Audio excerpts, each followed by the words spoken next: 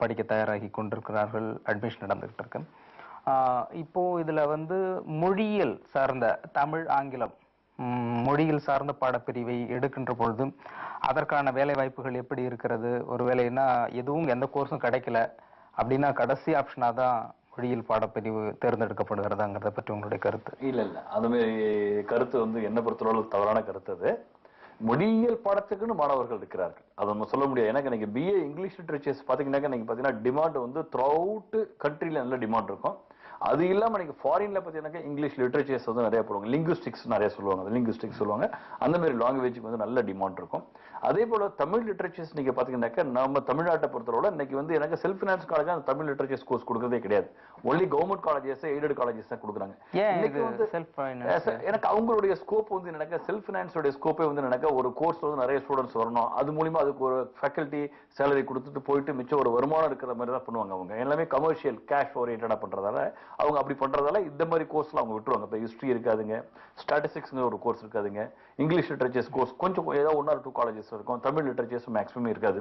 இந்த மாதிரி course aided colleges அப்பயே இருந்ததால கவர்மெண்ட் காலேஜஸ் இருக்கிறதால இன்னைக்கு அவர் ரன் பண்ணிட்டு இருக்காங்க. ஆனா இன்னைக்கு நீங்க பாத்தீங்கன்னாக்கா தமிழ் லிட்டரேச்சர்ஸ்க்கு வந்து நல்ல டிமாண்ட் இருக்கும். எனக்கு இன்னைக்கு வந்து ஜேர்னலிசம்ஸ் வந்து நீங்க வந்து mass communications industries, press media industries நிறைய வந்துருச்சுங்க, டிவி மீடியா வந்துருச்சுங்க. இன்னைக்கு வந்து நமக்கு தமிழ் டிரான்ஸ்லேஷன்ஸ் அது மாதிரி வரும். அதே மாதிரி புக்கு டிரான்ஸ்லேட்டருக்கு வந்து தமிழுக்கு வந்து மிக முக்கியமா நம்ம இம்பார்ட்டன்ஸ் கொடுக்குறோம், நம்மளுடைய தாய்மொழி. அதனால வந்து அந்த இன்ஸ்பிரேஷன்ஸ் நல்லா இருக்குது.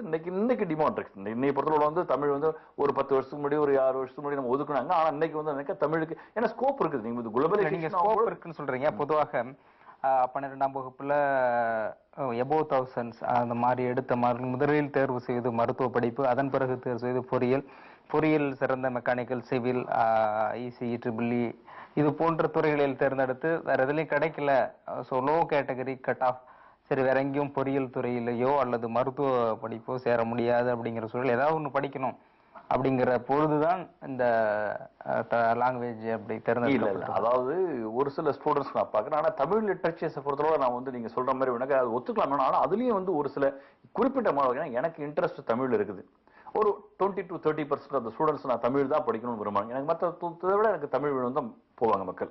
நீங்க வந்து இதே வந்து பிஏ இங்கிலீஷ் லிட்டரேச்சர்ஸ் நீங்க பாத்தீங்கன்னாக்கா 850, 900, 950 இந்த மாதிரி ஸ்டூடெண்ட்ஸ். எனக்கு நீங்க நினைக்கிற மாதிரி நம்மளுடைய ஸ்டூடெண்ட்ஸ் வந்து பழைய காலத்துல தான் வந்து எனக்கு நான் இன்ஜினியரிங் போகணும், நான் மெடிசன் போகணும்னு சொல்றாங்க. இன்னைக்கு வந்து அந்நிய நாட்டினுடைய கல்வி முறைகள் வந்து டோட்டலி டிஃப்ரெண்ட். இன்னைக்கு அது மாதிரி வந்துட்டாங்க. அந்நிய நாட்டு கல்வி முறை என்னன்னா ஒரு ஸ்டூடெண்ட்டுக்கு வந்து ஒரு ஆர்ட்ல வந்து ஆர்ட் கிராஃப்ட் ஹேண்டிகிராஃப்ட் குட்ஸ்ல வந்து டிமாண்ட் நல்லா இருக்குன்னா அது பெயிண்டிங்ல நல்லா இருக்கு, அது போடுவாங்க, என்விரான்மெண்ட் நல்லா இருக்கு, அது மாதிரி அந்த மாதிரி நம்ம ஸ்டூடெண்ட்ஸ்க்கு வர ஆரம்பிச்சிட்டாங்க. எனக்கு உங்களுக்கு வந்து டிமாண்ட் வந்து அந்த மாதிரி மாணவர்கள் இப்போதுள்ள மாணவர்கள் அவர்களுக்கு விருப்பமான துறையை தேர்ந்தெடுக்கின்ற சுதந்திரம் தற்பொழுது இருக்கிறது நம்ம இந்தியா. அது வந்து எனக்கு அந்த அவேர்னஸ், அந்த பேரண்ட்ஸோட அவேர்னஸ், அந்த ஸ்டூடெண்ட்ஸோட அவேர்னஸ் ரொம்ப கம்மியா தான் இருக்கு. நம்ம வந்து அதிகமா சொல்ல முடியாது. நம்மளுடைய ஸ்டூடெண்ட்ஸோட அவேர்னஸ் பாத்தீங்கன்னா ஒரு 15 வருஷமா 20 வருஷமா இன்ஜினியரிங் போனாங்க. இன்னைக்கு பாத்தீங்கன்னா இந்த லாஸ்ட் 2 years 3 years பாத்தீங்கன்னா மெடிக்கல் போவாங்க. ஈவன் இன்ஜினியரிங்லயே பாத்தீங்கன்னா இன்னைக்கு மெக்கானிக்கல் இசிஇ இல்லைனாக்கா என்ன பண்ணுவாங்க, சிவில் இன்ஜினியரிங் போவாங்க. இந்த மாதிரி கோர்ஸ் எனக்கு நம்ம மக்களுக்கு வந்து எனக்கு எதுவுமே வந்து அனலைஸ் பண்ணக்கூடிய அந்த அளவுக்கு பக்குவம் இல்ல. அதான் மிக முக்கியம். இதுதான் முக்கியமா. இப்போ மக்களுக்கு ஒரு குறிப்பிட்ட துறை மட்டும் இருந்தது, எல்லாருமே அதே தான் எடுக்கிறாங்க. இப்போ சென்ற ஆண்டும் சரி மெக்கானிக்கல் எல்லாருமே ஃபர்ஸ்ட் ப்ரிஃபரன்ஸ் மெக்கானிக்கல். டோட்டலா ஒரு குரூப்னா எல்லாமே அந்த மாதிரி எடுக்கிறது. ஏன்னா இந்த தலைமுறை அப்படிங்கிற பேரண்ட்ஸும் கூட படித்தவர்களாக தான் இருக்கிறார்கள். அப்போ படித்தவர்கள் அவருடைய பசங்களுக்கு வந்து ஃபைனலா செலக்ஷன் பண்ணும் பொழுது அதுவும் எல்லாரும் சேர்ற கோர்ஸ் அப்படிங்கிறத பார்த்து தான் எடுக்கிறாங்களே தவிர அவர்களுக்கு விருப்பமானது எது அப்படிங்கிறத தேர்வு செய்ய பக்குவம் இன்னும் வரலையா?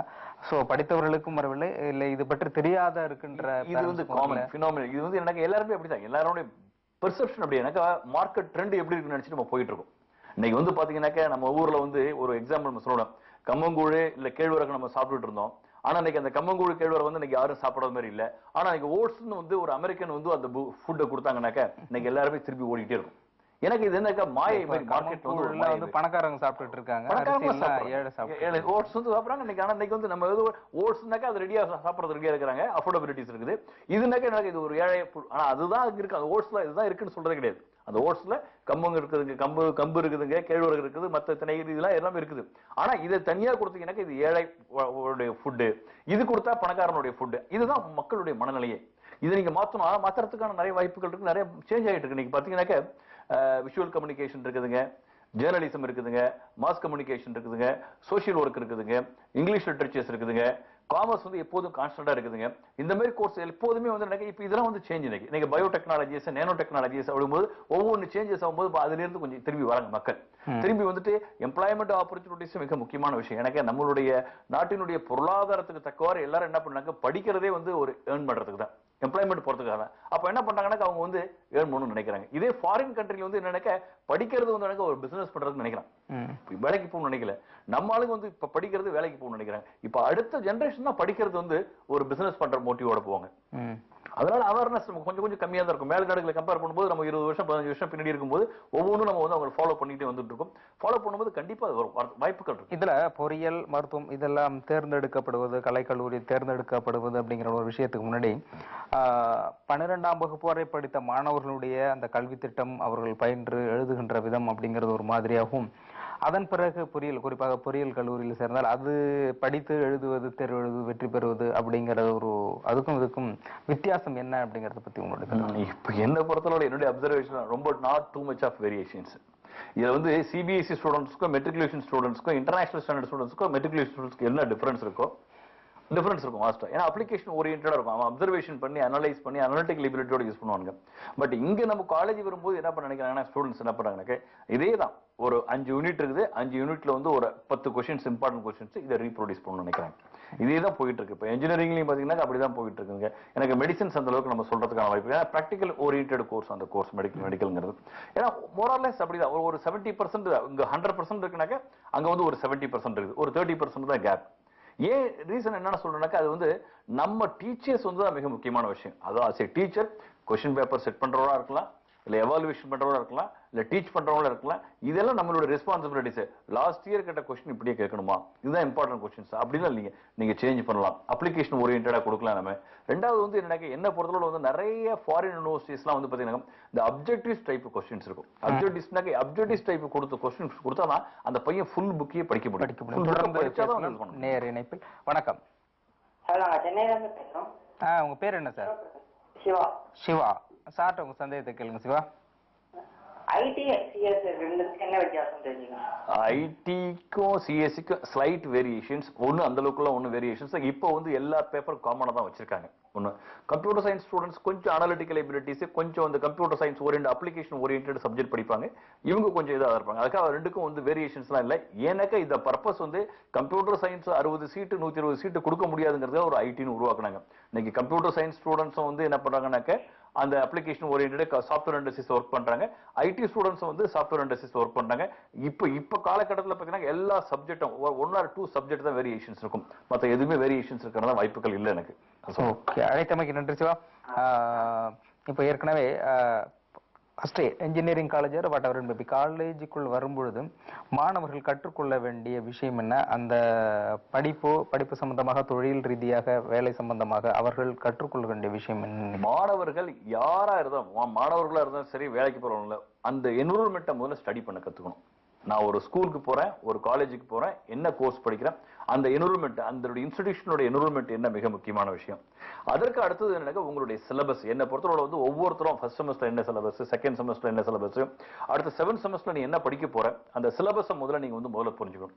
அந்த சிலபஸ் இல்லாம அதுக்கு அடுத்து நீங்க என்ன டெக்ஸ்ட் புக் நீங்க ரெஃபர் பண்றீங்க. நான் என்ன சொல்றேன், நீங்க வாத்தியார ரெஃபர் பண்ண அவசியமே கிடையாது. நீங்க உங்களுக்கு டெக்ஸ்ட் புக், உங்களுக்கு சிலபஸ்லயே வந்து என்னென்ன ரெஃபரன்ஸ் புக், என்னென்ன டெக்ஸ்ட் புக் கொடுக்குறாங்க, நீங்க அந்த புக்கை நீங்க ரெஃபர் பண்ணுங்க. நிறைய ஸ்டூடெண்ட்ஸ் என்ன பண்றாங்க, இந்த பஜார் கைடை வாங்கி வச்சு படிக்கணும்னு நினைக்கிறாங்க. என்ன பொறுத்தவரை சின்ன வயசுல இந்த கோனார் தமிழ் உரை ஆர்ட்ஸ்லயும் தெரியுங்க, சயின்ஸ்லயும் சரி, இன்ஜினியரிங்லயும் சரி, என்னன்னாக்க எல்லாமே இந்த ரெடிமேட் புக்ஸ் எல்லாம் பஜார் கைடு வாங்கி வச்சுட்டு ஈஸியா அந்த எக்ஸாமினேஷன் 10 நாளைக்கு முன்னாடி படிச்சுட்டு போய் நினைக்கிறாங்க. அதனாலதான் எனக்கு நாலேஜ்னு பார்க்கும்போது, ஒரு பிளேஸ்மெண்ட் ஆகும்போதோ இல்ல உங்களுடைய நாலேஜ் டெஸ்ட் பண்ணும்போதோ இல்ல ரீப்ரொடியூஸ் பண்ணும்போது நிறைய ப்ராப்ளம்ஸ் வருது.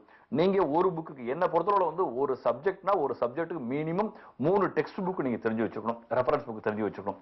தெரிஞ்சு வைக்கிறது இல்லாம 3 புக்கை நீங்க ரெஃபர் பண்ணணும்.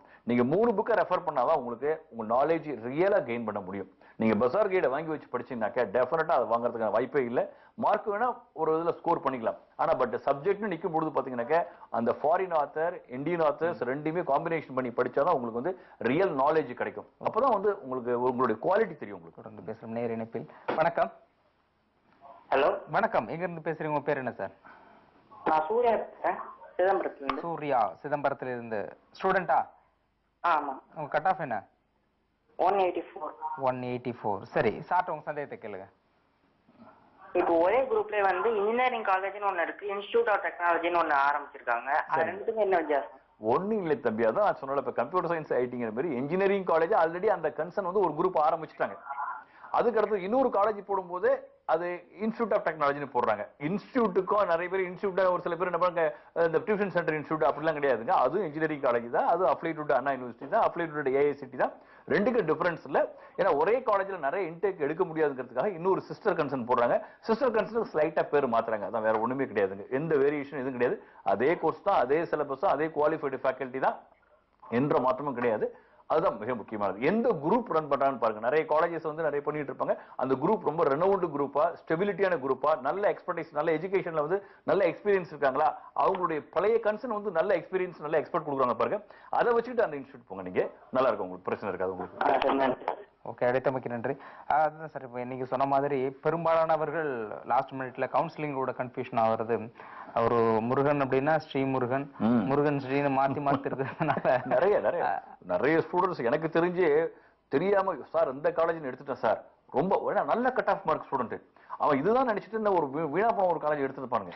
அப்படிங்கும்போது ரொம்ப கஷ்டம். ஏன்னா அவன் லைஃபே ஸ்பாயிலட். வணக்கம். ஹலோ சார், நான் தேன்மொழி பேசுறேன் சார். தேன்மொழி, எங்க இருந்து பேசுறீங்க? செய்யார்ல இருந்து பேசுறேன் சார். செய்யார்ல இருந்து. ஸ்டூடெண்டா? Yes sir.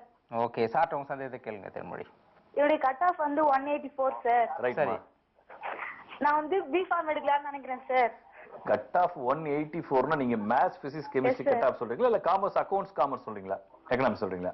எனக்கு பிஃபார்ம் கிடைக்குமா சார்? பிகாம் உங்களுக்கு கிடைக்காதமா, உங்களுக்கு நீங்க பிபிஏ தான் நீங்க போகணுமா நீங்க. ஏன்னா பிகாம் வந்து ஒன்லி காமர்ஸ் அக்கவுண்ட் ஸ்டூடெண்ட்ஸ்க்கு தான் எலிஜிபிள். நீங்க நான் என்ன சொல்றேன்னாக்கா, நீங்க என்ன பர்பஸா பிகாம் படிக்கணும்னு நினைக்கிறீங்க நீங்க? B Pharm. B Pharm sir. B Pharm. Oh sorry, B Pharm நீங்க போலாம். பிஃபார்ம் ஐயா, பார்மசூட்டிக்கல். ஆக்சுவலா பயாலஜின்னு சொல்றீங்க. நீங்க cut off mark 186 84 sir. Biology. Okay, biology you are eligible தான். நீங்க பிஃபார்ம்க்கு நீங்க எலிஜிபிள் தான். நீங்க தாராளமா பயாலஜி நீங்க போகலாமே. பிஃபார்ம் 4 இயர்ஸ் கோர்ஸ் நீங்க போகலாம், தாராளமா நீங்க போகலாம். அதுக்கு நல்ல டிமாண்ட் இருக்கு. என்ன பொறுத்தவரை இந்த பிஃபார்ம்ங்கிற கோர்ஸ் 4 இயர்ஸ் போறதோட ஃபார்ம் டின்னு ஒரு கோர்ஸ் இருக்குது, 6 இயர்ஸ் கோர்ஸ். 6 இயர்ஸ் கோர்ஸ், அந்த course is an excellent course. எனக்கு 4 இயர்ஸ் படிச்சுட்டு நீங்க அடுத்து ஒரு 2 இயர்ஸ் எம்ஃபார்ம் பண்றத விட இன்னைக்கு ஃபார்ம் டிங்கிற ஒரு கோர்ஸ் வந்து research oriented course, equal to doctorate program. நீங்க அழகா காலேஜ்ல வந்து என்ன பண்ணலாம், நீங்க பிரின்சிபல் கேட்டகரி வரையும் போலாம். நீங்க லெக்சரர் ஆரம்பிச்சு உங்களுக்கு எலிஜிபிலிட்டி வந்து பிரின்சிபல் வரையும் போலாம். அதே போல மல்டி ஸ்பெஷாலிட்டி ஹாஸ்பிட்டல் இந்த கோர்ஸ்க்கு நல்ல டிமாண்ட் இருக்கு. இப்பதான் லான்ச் பண்ணிருக்காங்க. ஒரு பேட்ச் 2 பேட்ச் வெளில வந்திருப்பாங்க. சார் எக்ஸலண்ட் ஆப்பர்ச்சுனிட்டிஸ் ஃபார்ம் டிங்கிற கோர்ஸ்க்கு. அது பண்ணலாம். அது போலாம். ஓகே, அழைத்தமைக்கு நன்றி. இப்போ பார்மசூட்டிக்கல் லைன்ல வந்து முடிச்ச பிறகு பெரும்பாலும் இண்டஸ்ட்ரி சைடு தான் போக முடியறதுக்கான வேலைவாய்ப்புகள் நிறைய இருக்கிறதா சொல்றாங்க. இப்போ லேடி சப்போஸ் எடுத்தா அது எந்த அளவுக்கு அவைலபிளா இருக்கும்? ஏன் சார், ஒன்றும் பிரச்சனை இல்லை. அவங்க ஒண்ணுமே வந்து மிஷினரி ஆப்ரேட் பண்ற போற வேலை இல்லையா. எல்லாமே ஃபார்மா சம்பந்தப்பட்டது, கெமிக்கல் சம்பந்தப்பட்டது, எல்லாமே ரிசர்ச் ஓரியன்டட் லேப்ல தான் ஒர்க் பண்ண போறாங்க. ஒன்னு குவாலிட்டி இன்ஸ்பெக்டரா போவாங்க, இல்ல வந்து மேனுஃபேக்சரிங் ப்ராசஸ், இல்ல R&D சைடு போவாங்க. அதனால அவங்களுடைய ஜாப் வந்து ரொம்ப analytical oriented, white collar job தான். அதுல எந்த பிரச்சனையும் இல்லை. வணக்கம். சார் வணக்கம், எங்க இருந்து பேசுறீங்க? உங்க பேர் என்ன? நான் திருவண்ணாமலையில இருந்து பேசுறேன் சார். உங்க பேர் என்ன சார்? டிவி வால்யூமை கம்மி பண்ணிட்டு உங்க சந்தேகத்தை சார்ட்ட கேளுங்க. சார் நாங்க வந்து என் கட் ஆஃப் 176 சார். 76. ஓகே, 170 சொல்லுங்க. பிஎஸ்சி அக்ரி கிடைக்குமான்னு கேக்குறேன் சார். 176 BSc agri. என்ன கேட்டகரி நீங்க? BC sir. பிசிக்கு இந்த வருஷம் கொஞ்சம் கஷ்டம். எனக்கு உங்களுக்கு வந்து அந்த அக்ரிகல்ச்சர் வந்து உங்களுக்கு பாத்தீங்கன்னா அண்ணாமலை யூனிவர்சிட்டி இருக்காங்க, தமிழ்நாடு அக்ரிகல்ச்சர் யூனிவர்சிட்டி இருக்காங்க. காலேஜஸ் நம்பர் ஆஃப் சீட்ஸ் ரொம்ப கம்மி. பிரைவேட்ல வந்து ஒரு காலேஜஸ் தான் இருக்குது உங்களுக்கு.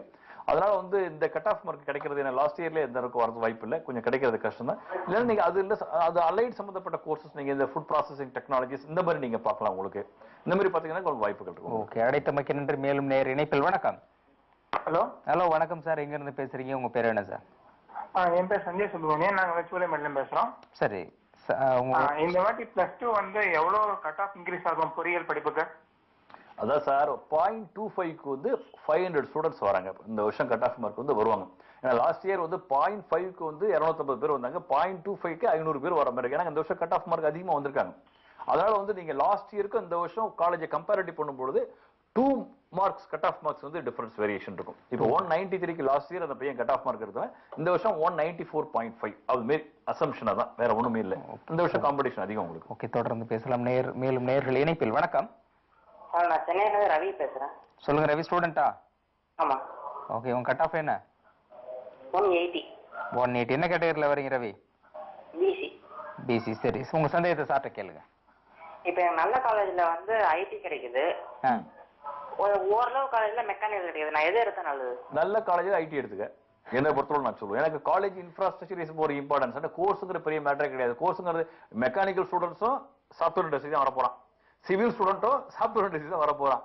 சரி, அதனால நீங்க வந்து ஒரு சாதாரண ஒரு காலேஜ்ல மெக்கானிக்கல் படிச்சுட்டு பிளேஸ்மெண்ட் இல்லாம மத்த ஆப்பர்ச்சுனிட்டிஸ் இல்லாம நீங்க உட்கார்ந்துருக்கிறத விட இதுக்கு ஐடி, ஒரு இன்ஸ்ட்ருமெண்டேஷன் கண்ட்ரோல், இந்த மாதிரி ஒரு நல்ல காலேஜஸ்ல நல்ல பிரைட் காலேஜஸ் நீங்க எடுத்துக்கிட்டீங்கன்னா உங்களை அவங்க டியூன் பண்றாங்க, நல்ல ஷேப் பண்றாங்க, நீங்க இண்டஸ்ட்ரீஸ் ப்ரிப்பேர் ஆகிக்கலாம், உங்களுக்கு பிளேஸ்மெண்ட் ஆப்பர்ச்சுனிட்டிஸ் வரதுக்கு வாய்ப்புகள் இருக்குது. Course doesn't matter. காலேஜ் நல்ல காலேஜ்னு பார்க்கும்போது நீங்க கோர்ஸ் பார்க்காதீங்க இல்லைங்களா? கோர்ஸ்னு பார்க்கும்போது நீங்க காலேஜ் பார்க்காதீங்க. என்ன பொறுத்தவரை வந்து நல்ல காலேஜ்னு பாத்தீங்கன்னா கோர்ஸ் பார்க்க அவசியம் இல்லை. நீங்க காலேஜ்ல அந்த ஐடி கோர்ஸ் நீங்க படிக்கலாம், சூப்பரா படிக்கலாம். அழைத்தமைக்கு நன்றி. தொடர்ந்து பேசலாம் ஒரு சிறிய விளம்பர இடைவேளைக்கு பிறகு. நேர்களை இலக்கு நிகழ்ச்சி ஒரு சிறிய விளம்பர இடைவேளைக்கு பிறகு தொடரும்.